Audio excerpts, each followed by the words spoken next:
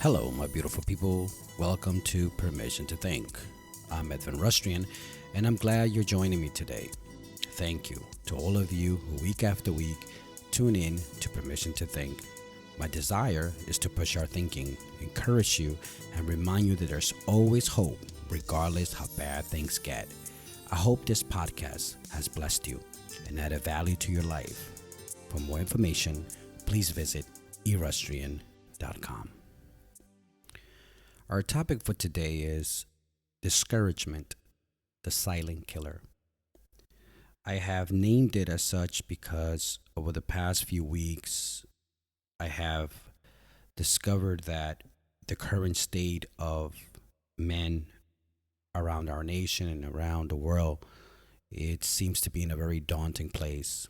And the latest statistics and research show that men are four times higher of committing suicide than women. The amount of, or the level of depression, anxiety, and worry that men are going through is unprecedented. And it has really stirred my heart to bring some awareness in whatever medium and platform that I have and voice to speak to the many men and women who have men in their lives, whether husband, fathers, or sons, that I want to raise my voice to this issue. We're losing many men to drug overdose, to suicide by firearms or suffocation or drug overdose. And it seems that there is no end in sight. And so in my research and everything that I'm trying to put together in my reading publications or studies, I have identified one pattern, and this is why I want to start with this topic today of discouragement, the silent killer. I don't think that many of us really understand its nature, its power, its claws, and how it has a very subtle way of creeping into our lives through our mind, through our emotions, through our feelings. And we're going to unpack this a little bit because I really want to speak to the men that are listening to me. This topic is very difficult for me to share because I find myself particularly in the same situation right now where I am discouraged in many ways and through many angles. And in my study and preparation and research, I have uncovered some very poignant items that must be disclosed and shared regarding discouragement. And I feel it in my heart and as a purpose and as a duty for those men who are going through something very difficult at this moment to just click on the pause button of your life and just really think about your emotional state, your mental state, and the reality and the lies that do exist in each of our lives, and be able to unpack that and to speak to that. The things that we go through in life, the trials and the tribulations and the hardships and the setbacks and the failures that we all experience as men, they're merely obstacles in our lives to where we need to be and what we need to grow and let go in our manhood. And so I want to start with some questions to guide our work today, to really give us some permission to think about where we are in life, where we are in our marriages, where we are in our careers, where we are in our parenting, fatherhood, and manhood. And so I'm going to start with these few questions. What is discouragement? Where does it come from? What is its purpose? Who does it target? Who are its victims? How does it strangle its prey? Now, I want you to really listen to the words that I'm using to describe discouragement, because it's vicious.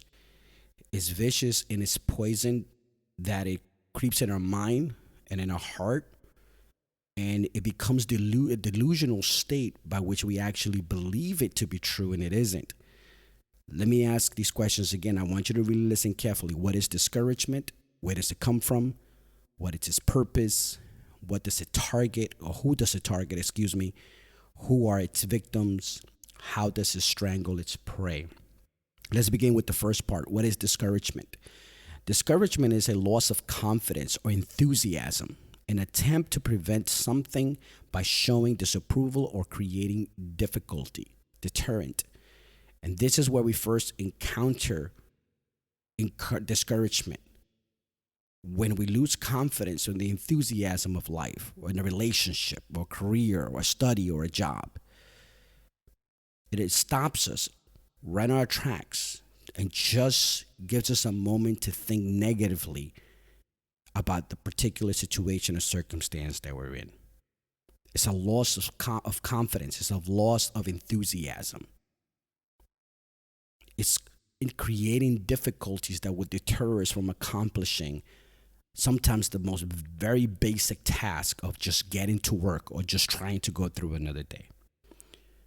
Where does it come from?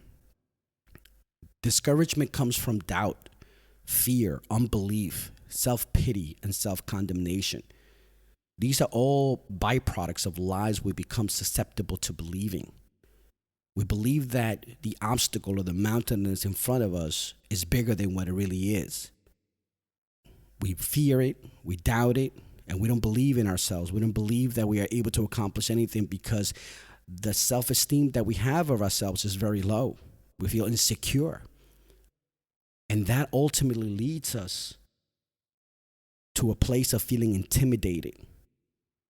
And it will always lead us to defeat. But they're lies. What is its purpose? The purpose of discouragement is to deprive of confidence, of rob us of our hope and our spirit. It disheartens our attitude. It's daunting. It afflicts us. It beats us down. It demoralizes. It depresses, brings us to a state of depression, dismay, distress. We feel fearful and frightened of the situation. We feel intimidated. We feel irked and troubled, ultimately leading to feeling completely discouraged. That's its purpose. The purpose of discouragement is to deprive us of the confidence and the hope or spirit that we can get through whatever circumstance we may go through. Who does it target? Anyone with a greater purpose than themselves. People who are daring enough to believe in something. A man who is hoping to provide for his family, provide shelter and food. A son who is willing to be strong for his children. A son who is willing to help his mother or his parents. Someone with a greater sense of purpose, with a great goal, with a great vision for something incredibly bigger and larger than themselves. Who are its victims? The victims of discouragement. And by the way, I'm going to say this with all love and respect, that discouragement makes no exceptions of anyone. It has no favoritism.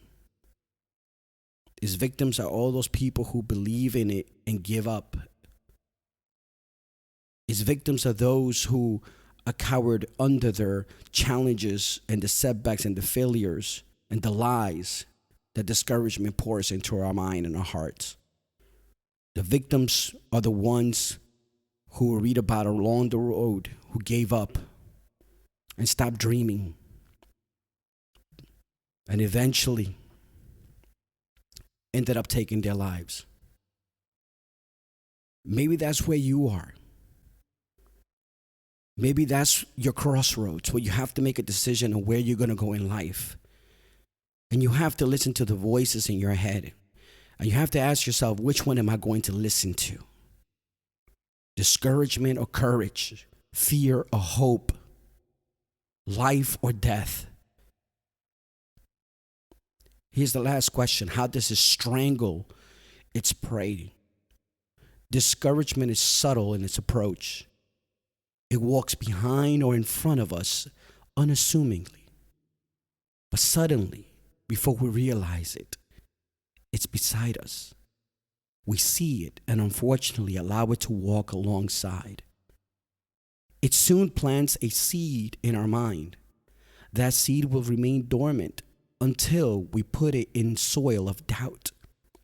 Soon after, we water it with fear and pour the rays of despair. Only then will the seed of discouragement germinate and sprout roots that will enter our lives, careers, families, ministries, dreams, and homes like a silent killer strangling every good thing in our lives, ultimately killing all of our aspirations, enthusiasms, hopes, dreams, and longings, and eventually strangling our very own lives. Discouragement is something not to play with or entertain. Discouragement comes in our thoughts and feelings. It strongly justifies its cause and affirms its right to be present in our mind, such as but not limited to thoughts of doubt. That's its first line of attack. That's what it does. It plants the seed of doubt in your mind. Other weapons discouragement uses are fatigue, when you're tired, when you're hungry, feelings of despondency, disappointment, worn out, fear of people, loss of confidence, frustration, failure, worry, rejection, anger, comparisons, insecurity, uncertainty. And we're all feeling that at this very moment. As we see the world shifting and all the things that we're constantly bombarded are feared, are based on fear to discourage us and to just give up and become more dependent on drugs and pharmaceuticals and take this drug and everything is going to go away and you're going to feel better. We have more people on drugs than ever before. And yet, none of that is working. Feeling of despondency is horrible. You feel hopeless, unmotivated. Fear of people when they let you down. When you trust people. When you're frustrated. When you worry too much of how you're going to make it. Of how you're going to get through your very difficult moment. It's only but a moment. Discouragement is the silent killer because before you know it, you quit your marriage. You quit God. You quit healthy relationships. You quit your job and your career, your dreams and aspirations, your goal. You quit your weight loss that you wanted to do. You quit your financial dreams and goals to success. You quit on your children. You quit on your future. Discouragement has a keen ability to have us focus on the wrong things and entices us to feel that it is the right thing. It numbs us. It confuses us. It brings chaos. Let's hold discouragement in contempt. Let's identify it and expose it for what it is, a lie, and develop a strategy to disarm it and confront it head on. Our 16th president, the 16th president of the United States, Abraham Lincoln, once said, let no feeling of discouragement prey upon you. And in the end, you are sure to succeed. Let no feeling of discouragement prey upon you, and in the end, you are sure to succeed. Abraham Lincoln, a man who was well acquainted with failure, never allowed discouragement to have the last word in his life. Discouragement uses worry and fear and doubt to deter us from our future. In his book, An Enemy Called Average, author John Mason writes, fear is a poor chisel for carving out tomorrow. He also goes on to say that the word worried is derived from an Anglo-Saxon term meaning to strangle or choke off. There is no question that worry and fear choke off the positive creativity God gives us. I want you to think of this word and put it in your mind. Every time you think about discouragement and it brings worry to your mind, associate worry with the word to strangle. Every time you worry, you're strangling the possibility of tomorrow. Every time you worry, you're strangling the possibility of living and providing for your family another day.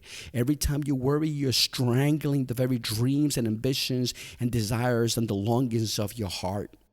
To worry is to strangle your very own life that eventually leads you down the road of depression, anxiety, and ultimately suicide for many unfortunate people who believe those lies.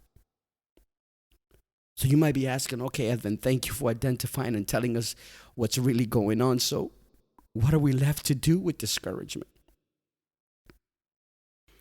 In this process of my research and studying and just thinking about all the things that discouragement does to us, it robs us of our sleep, of our peace, of our joy.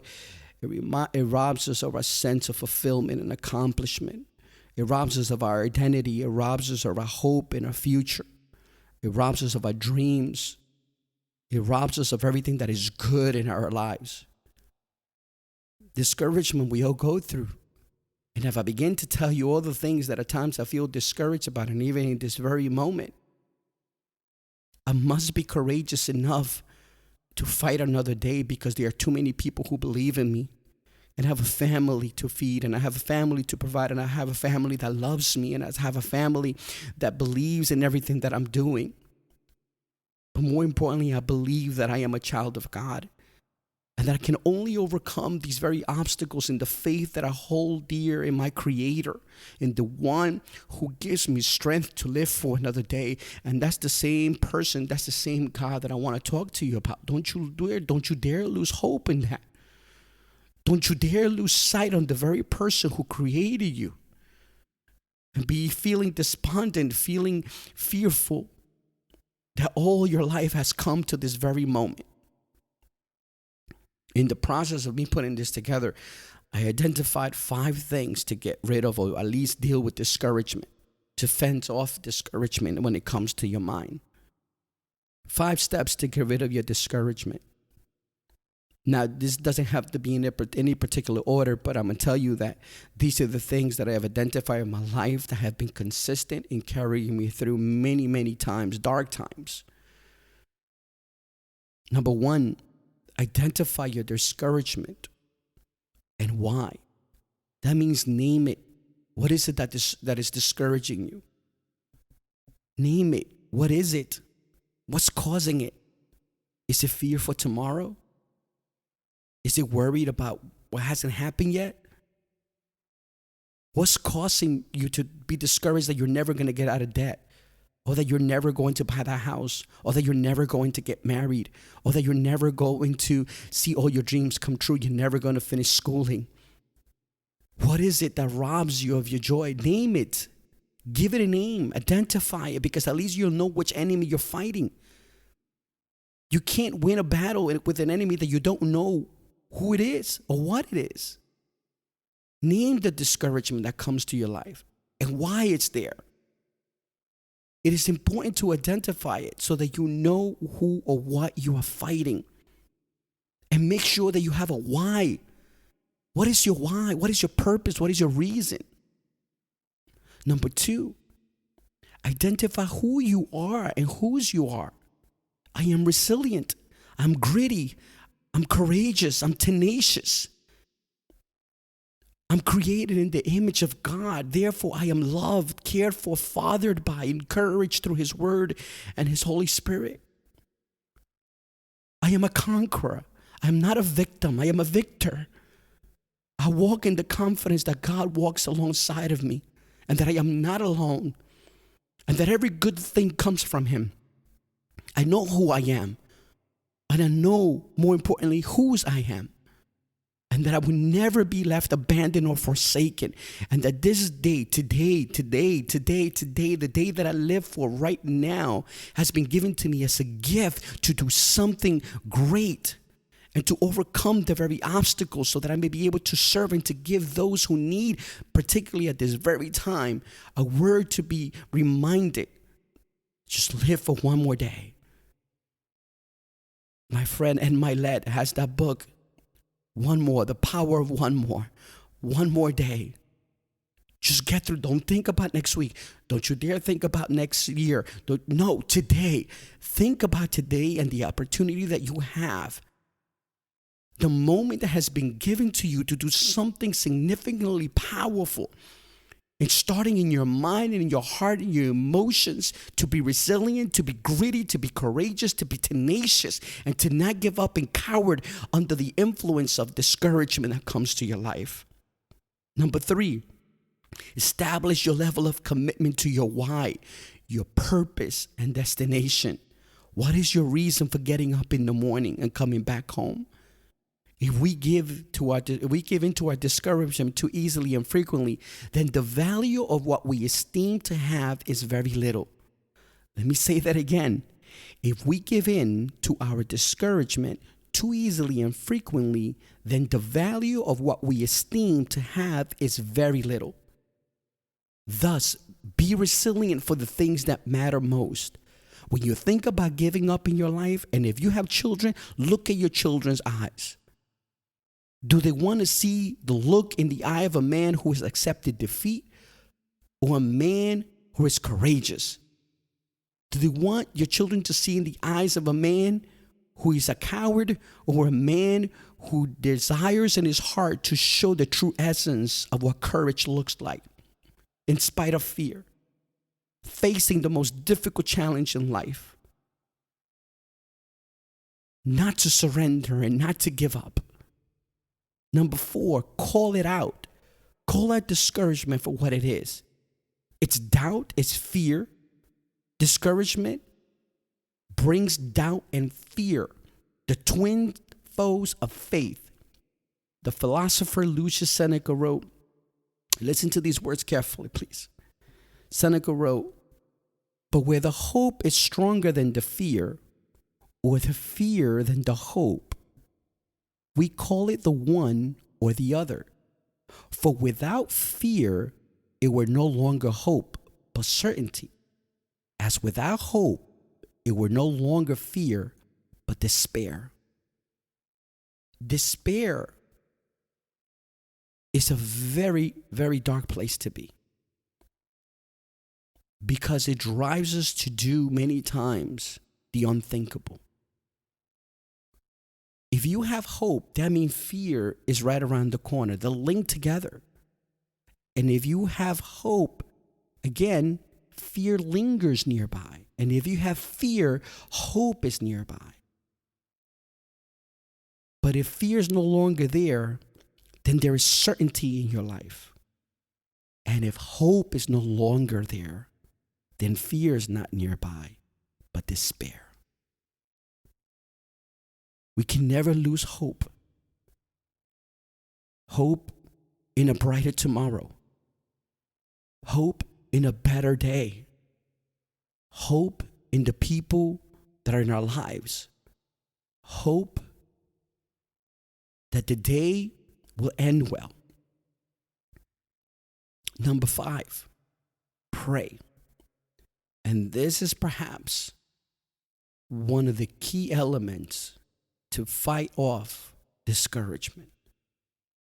Believe me when I tell you that there have been moments in my life that have been so difficult and so challenging. And when I've gotten on my knees to pray, it has made all the difference in the world. Pray powerful and gigantic prayers. Norman Vincent Peale wrote, learn to pray big prayers. Drive your prayers deep into your doubts. Listen to that again. Learn to pray big prayers. Drive your prayers deep into your doubts, fears, and inferiorities. Pray deep, big prayers that have plenty of suction, and you will come up with powerful and vital faith. Drive your prayers deep into your doubts, fears, and inferiorities. Discouragement will enter through a thought, followed immediately with an emotion, usually a negative one, followed by a strong desire to abandon the desired outcome. Look at this vicious cycle. Thought, emotion, abandon, repeat. Thought, emotion, abandonment, repeat. Thought, emotion, abandonment, repeat. Discouragement starts with a thought, fed by an emotion and driven to abandon. It is a vicious cycle that one must identify and be able to fence off in prayer. We all experience discouragement. How we respond to it will determine how far we move in life. The people who succeed in life are not the smartest people, but the ones who are tenacious enough to continue in spite of fear, worry, doubt, and pain. The people who succeed in life are not the smartest people, but the ones who are tenacious enough to continue in spite of fear, worry, doubt, and pain. The battle to win in life is not for the faint of heart or swift, but to the brave and courageous individuals who stare at discouragement in the face, call it out for what it is, and feed it with voracious prayer and faith. Ian Bound said, doubt and fear are the twin foes of faith. Doubts should never be cherished, nor be harbored. Never cherish the delusion that you are a martyr to fear and doubt. But prayer is inseparably joined to faith. Faith gives prayer color, tone, shapes its character, and secures its results. My beautiful people, we all experience discouragement.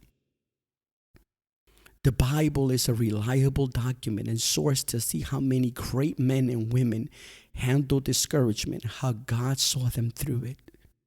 Jesus himself experienced discouragement from the very people he was leading. Read the stories of these great biblical characters and you will see their humility in full display. You will see how human they were and flawed. You and I are no different. Think of Adam, think of Noah, think of Nehemiah, think of David, think of Solomon, think of Ezra, think of Elijah the prophet. Think of Jonah. These men got to the point of discouragement that they wished death upon themselves. And yet, God met them there. God heard their prayers. And in some instances, it was great that God did not answer the prayer of themselves wishing to die.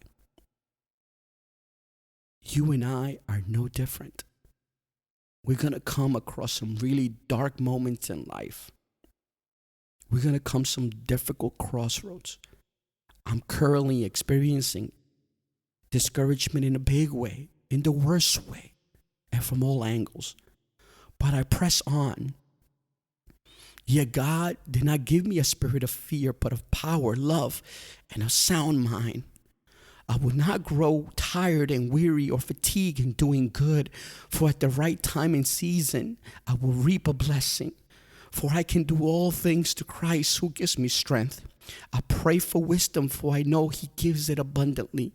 And yet if I walk through the valley of the shadow of death, I will fear no evil, for God is with me. Greater is he that is in me than he that is in the world. Not by power, not by might, but by my spirit. I cast all my cares upon him because he cares for me. He tells me to fear not, for he is with me always. He is my refuge and my strength, my strong tower. He will carry me to my old age. He tells me to be strong and courageous. That same God that leads me, loves me, and protects me is the same God who wants to do the same for you. Don't give to discouragement. Don't give discouragement an open door to your mind and thoughts. If you let it in before you know it, it will root its seed, kill your spirit, rob you of your joy, and destroy all that's good in your life. This is a real battle, men. Women, listen carefully because I know that you go through discouragement as well and you deal with it differently. But men have a tendency of being a little more aggressive in the way that they end their lives many times, and we're losing too many of them. Women, you have a great battle ahead of you. And some of you don't know how you're even going to make it. But the same principle applies. Don't you dare give up. Don't you dare give up on the man that God gave you. You pray for his mind. You pray for his heart. You pray for the purpose for which he was created. You lean on God. We must identify the discouragement and call it what it is. You must know your identity, who you belong to, and establish your level of commitment to your why. Call it out, but more importantly, pray. You're not alone. You can trust and believe that God is going to do all that He said in His word to be there for you. This is definitely needed for today. And I don't mean to make light of any situation that we're all going through. But if you can muster the strength to find someone to encourage today, because I promise you, there are so many people right now who are on medication. There are so many people right now who can't sleep because they don't have peace in their heart, because they want to give up, because they want to throw everything. They want to just get rid of everything that is causing the sense of frustration and anger and unfulfillment. Discouragement, the silent killer. But I believe with every fiber of my being that is faith, and faith alone, coupled with prayer, that will see us through. Don't lose hope. Don't lose your faith. You're not alone in this. God did not call us to be cowards. He told us to be strong and courageous. My beautiful people, I leave you with our quote of the day. God will not have His work made manifest by cowards. Always, always, always, always, always do what you are afraid to do. Do the thing you fear, and the death of fear is certain. Ralph Waldo Emerson. Never compromise integrity for comfort. Stay strong, my friends. Bye-bye.